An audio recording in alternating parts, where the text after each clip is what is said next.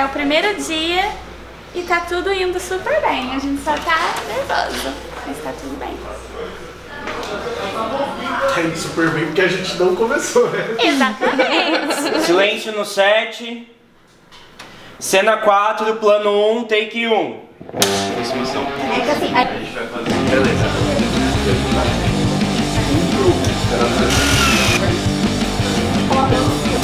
Você já claquete, curar, tá bom?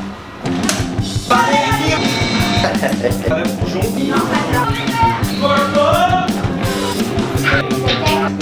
Cortou! Acabou o primeiro dia.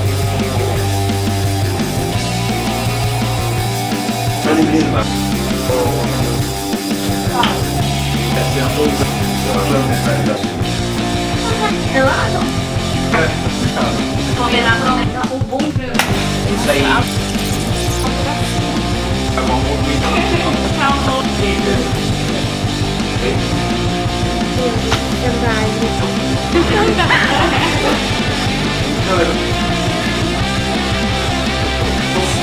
vai nessa pista, vai. Pode fazer. Exatamente o que só vai dar.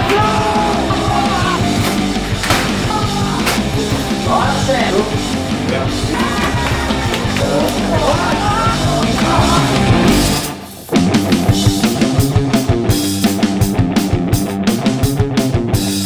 A responsabilidade que a gente tinha de entregar um primeiro clipe, ela é bem grande, porque, beleza, quem não conhece eles, que foi nos shows e acompanhou desde a época que eles faziam cover, não tem noção de quem eles são. Então, além de ser o primeiro clipe deles, é a primeira apresentação deles pro público. Então, que a gente tentou trazer uma ideia fidedigna que mostrasse o lado deles e não só o nosso lado, nossa perspectiva, mas sim aqui eles. Então, com muita conversa com a banda, a gente conseguiu fazer isso. Então teve alinhamento com o roteiro, a gente mandava, falava, o que vocês acharam? Uma coisa que facilitou também a gente exprimir essa identidade da banda no roteiro e no clipe foi que a ideia original do roteiro já era deles. Já era uma coisa que eles criaram. Então foi bem mais fácil a gente já ter essa base. Foi só dar nome aos bois, né? Tipo, exatamente. Assim dizer. Foi. Eu acho que é uma mistura de sentimentos muito grande, assim, de muita, pelo menos pra mim, assim, muita alegria, e o que mais me pega é ver pessoas empolgadas com um projeto que é nosso, que tá incubado há tanto tempo. E aí é muito diferente, tipo, a gente na laje tocando junto e a gente, caraca, isso aqui pode ser legal. E aí a gente vê outras pessoas falando, cara, isso realmente é legal, e colocando esforços nisso, assim.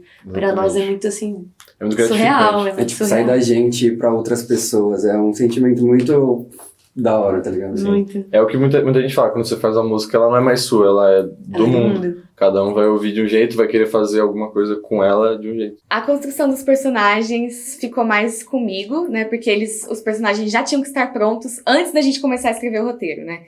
Porque antes da gente contar a história, a gente tem que saber quem vai estar nessa história. O Gustavo, por exemplo, ele é um personagem que tudo sobre ele hoje é justificado por alguma coisa do passado dele. Pra construção do roteiro, como o videoclipe, né, não dá pra mostrar muito o passado dos personagens, é uma coisa muito imediata, o que tá acontecendo naquele momento, a criação do personagem foi mais pro ator entender o que ele estava fazendo ali no presente, né? Pra ele entender o subtexto, o que o personagem é antes disso. E o Gustavo, ele é uma pessoa que sempre foi muito humilde, e quando ele era criança, a maior coisa que ele pensava era: vou trabalhar com dinheiro para poder ter muito dinheiro. Então, por isso que ele foi, né, para essa área da economia, mas acabou que ele ficou totalmente frustrado e, né, gerou toda a história que a gente vê no clipe do surto completo dele. Já o chefe, a gente queria fazer uma coisa bem estereotipada, né, que era bem exagerado mesmo, bem caricato. A gente pegou essa base dos personagens pra poder auxiliar na atuação, porque não adiantava nada a gente chegar lá e, beleza, faz isso, mas quem é esse cara? Quem é o cara que ele odeia? Né? Eu acho que essas foram as perguntas principais que a gente criou. Na verdade, o roteiro é basicamente um guia de ações que a gente vai construir nos personagens. São duas figuras antagônicas e que marcam bastante durante o clipe, que é o Gustavo, interpretado pelo Vitor, e o chefe, interpretado pelo Rodrigo. Então, a gente passa a construir isso, primeiro numa forma mais fechada, com toda a produtora, entendendo como a roteirista vê os personagens, como o diretor-geral vê os personagens, para aí eu poder oferecer, como diretor de atuação, os recursos pro restante da equipe, para chegar num consenso de como a gente vai construir e chegar num resultado que de fato a gente quer.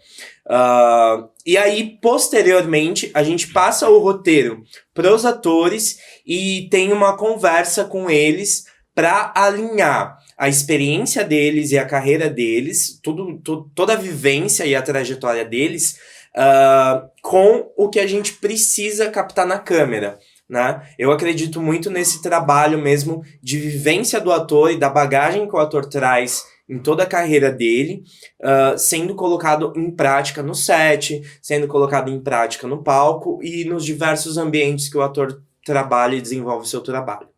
Você tá gravando? Eu tô muito nervoso, tá? Mas a gente usou várias técnicas aqui de Pina Bausch, Grotowski, Stanislavski, coisas assim finíssimas, tá bom? As estrelas. O processo de casting, ele foi difícil, porque a gente tinha uma cena onde o ator ele iria raspar a cabeça, né? E eu não sei se foi por conta disso ou se foi por conta de outros fatores, que a gente estava com muita dificuldade de encontrar alguém. Além disso, eu acho que eu fui um pouco chato na questão de aparência, porque eu queria alguém que parecesse o Gustavo, que tivesse o perfil do jovem trabalhador cansado, né? E também a gente atrasou um pouco o casting, porque, de novo, recebemos muitos nãos. Então, por isso que eu fico tão agradecida por a gente ter o Victor e o Rodrigo. Porque, assim, eles caíram de cabeça no nosso projeto. Foi demorado, mas quando a gente encontrou, a gente viu que não podia ser ninguém além deles, né? E ver o Gustavo, ver o chefe encarnado saindo do papel e virando realidade foi uma satisfação enorme. Me interessei pelo clipe por ser um personagem muito humano. Tem uma identificação muito grande, né? Acho que todo mundo já passou ou passa por essa situação do personagem do Gustavo, que é você trabalhar em um lugar, você estar em um lugar que você não quer. Né? Acho que a grande maioria dos brasileiros, se você perguntar se é feliz no trabalho, não é, né? Usa aquele trabalho porque precisa sustentar, precisa realmente pagar as dívidas, realmente precisa se manter. Então a gente vê no clipe esse dia a dia do personagem, né? Toda essa vivência, essa passagem de tempo, a relação dele com os colegas, a relação dele com o chefe, que não é nada boa. Então acho que o público vai se identificar muito com o clipe, com o trabalho. Então a identificação maior é por isso. E também pelo fato de ser um clipe, né? O clipe não tem fala, você fala com o corpo, você fala com os olhos, você fala com a expressão. Tudo precisa ser realmente muito bem marcado. Então o Fada nesse momento ajudou muito, ele foi muito sincero e muito direto no que ele queria, mas ele escutava também, isso é muito importante, então teve muitas trocas, a gente decupou todo o roteiro por videochamada, então nesse momento aqui precisa de mais energia, nesse momento aqui as coisas serão mais minuciosas. Complementando o que o Vitor disse sobre o tema, eu acho extremamente importante, assim, né, porque realmente como ele disse mesmo, eu acho que quem assiste, de repente, pode ocasionar aquele repensar sobre a sua vida, né? Tipo, o que você está fazendo? Você gosta do que você está fazendo? Você é feliz no que você está fazendo? Acho que muitas vezes, todos nós, assim, em algum momento, acho que de repente já passou por um emprego que, sabe, você quis jogar tudo pro alto, largar tudo e a gente fica nessa ânsia, nessa ansiedade junto com o personagem do Vitor. E aí, o que vai acontecer? Ele vai fazer? Vamos ver o dia seguinte, né? Ele tá passando por tudo isso nesse dia. E aí, como que vai ser o acordar de amanhã? Para mim, como ator, por mais que seja um personagem, um carrasco, um abominável, né? Mas eu gosto de trabalhar, assim, tipo, como ator, tipo, a perversidade. Eu tinha falado isso até pra eles, né? Pra o personagem, tipo... É aquele negócio, né? Tipo, pra você... Na vida você não pode sair fazendo isso. Então, tipo, na arte a gente...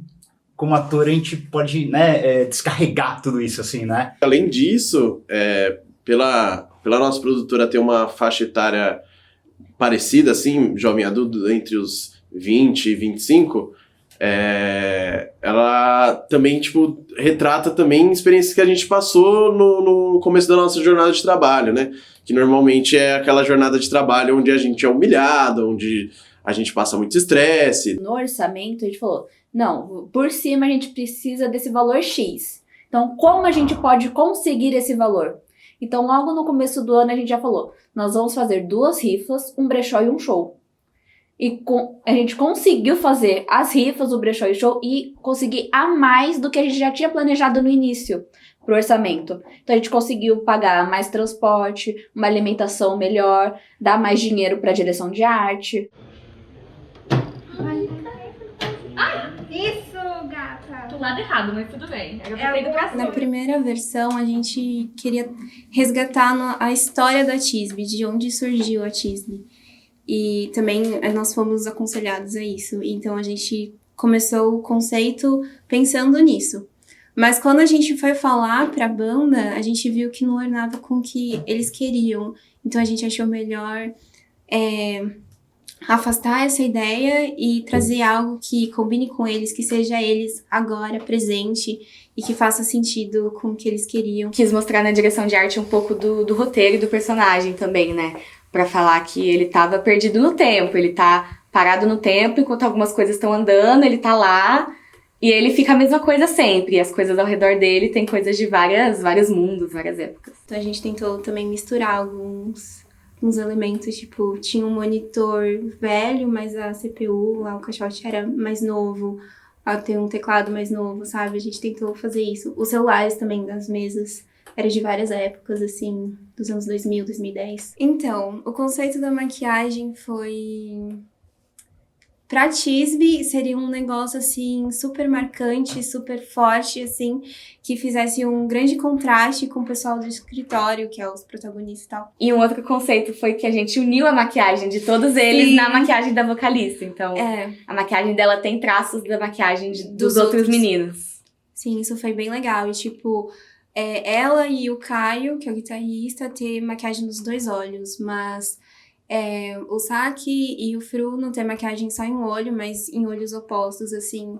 Então foi bem legal todo esse processo. A gente teve essa composição, né? Sim. E a gente quis esconder, assim, alguns elementos de escritório no figurino deles. Sim. Então, o Sakuragi, ele tá com uma gravata, o Kai, ele tá de blazer, de camisa, ele tá, assim, com uma classe maior.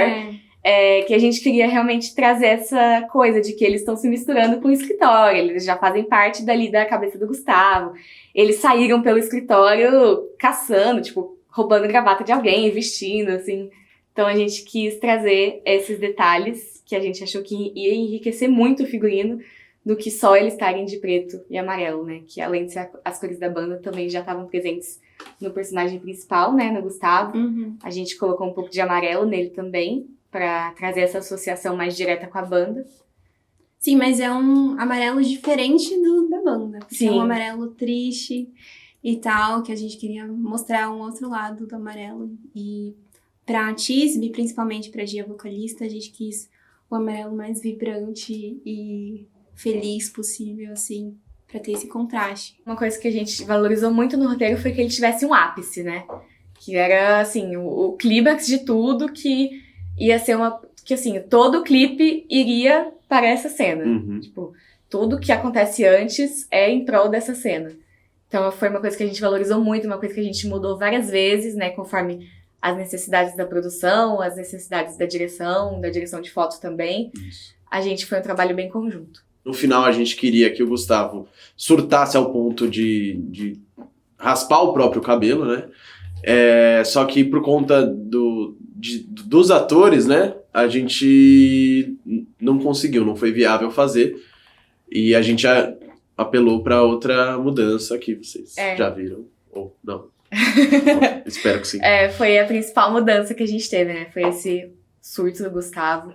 A gente também teve várias mudanças em questão de quando a gente passou o roteiro para a direção de fotografia fazer a decupagem. A gente também conversou muito com eles para poder adequar, fazer assim, porque não é tudo que fica bom no roteiro não fica bom na hora da câmera, na hora da decupagem. A gente tinha um roteiro muito extenso para uma música que era mais curta. Então a gente teve que ali brigar um pouquinho com a roteirista, né, para falar, pô, vamos ter que cortar um pouquinho algumas cenas e tal. E aí a gente tinha que juntar a narrativa com a minutagem da música, que era uma música mais curta. Então, quando a gente recebeu o roteiro e, de fato, assim, a gente, no início, teve aquela sensação, vai ser fichinho isso aqui. Mas aí a gente foi percebendo durante o processo que não, que tinha várias questões ali que, vamos supor, às vezes a gente tinha uma ideia, mas na hora da decupagem a gente ficava, mas espera aí, parece que essa cena não vai rolar porque a gente tem pouco tempo, a gente tem que agilizar um pouquinho.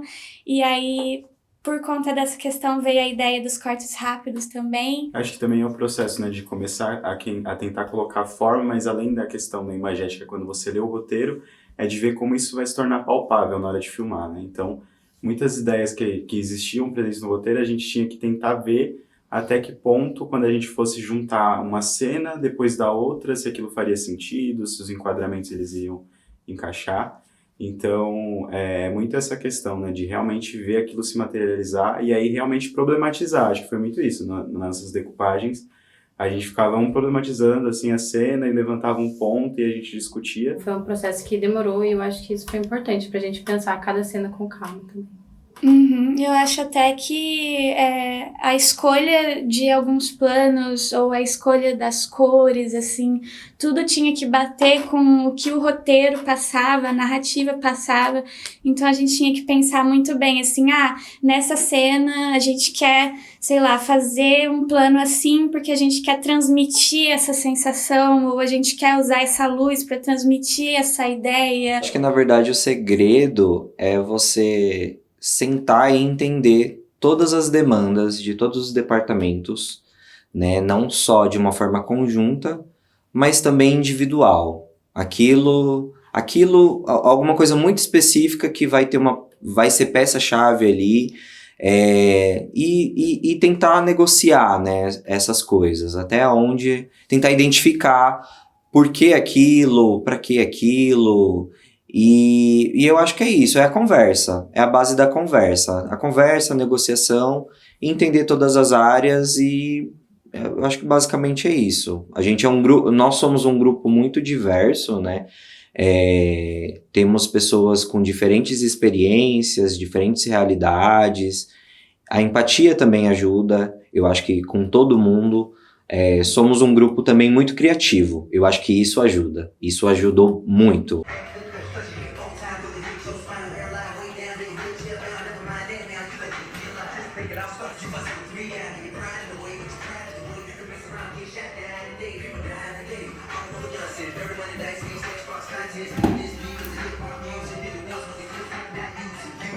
Quando a gente começou a planejar, tinha muita coisa que a gente precisava estar no ambiente para ver como iria funcionar, para ver como que a gente poderia conduzir a dinâmica da cena.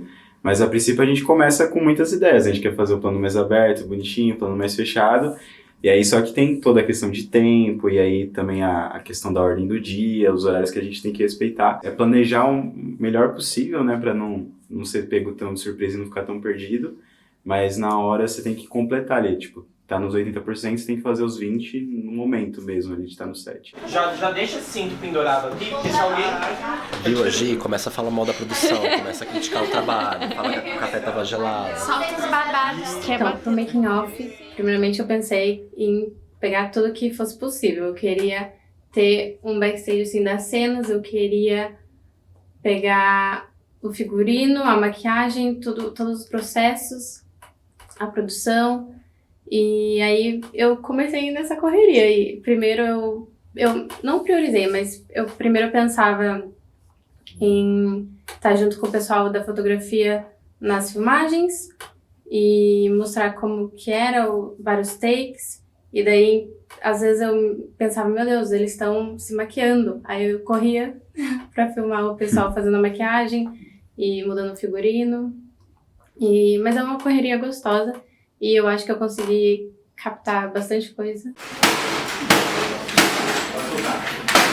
Então, falando especificamente da última cena, foi um momento, assim, de um turbilhão de sentimentos e sensações, eu operando a câmera e conversando com o Dani, conversando com a Lívia, e a gente tentando trocar ideias e ao mesmo tempo, não, pera, isso aqui a gente não consegue resolver, então vai ter que ser assim.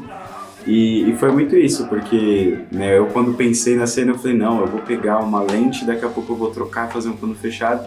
Só que quando eu vi ali, né, toda a questão da complexidade das ações que envolviam os atores, como eram muitas coisas que, se fossem gravadas uma vez, dificilmente a gente conseguiria constituir de novo a cena para reproduzir, né, para fazer novamente.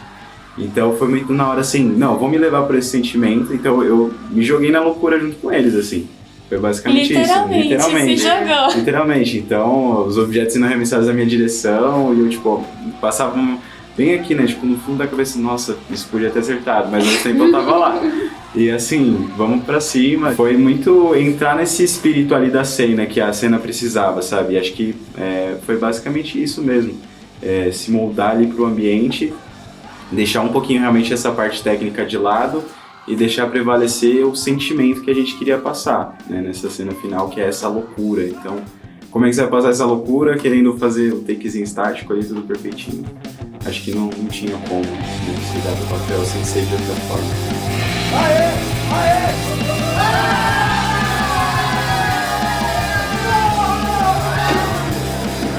Olha só, o malandro do bem, chefinho, olha só! Tá aqui! Fechou? Obrigado, gente. Obrigado, galera.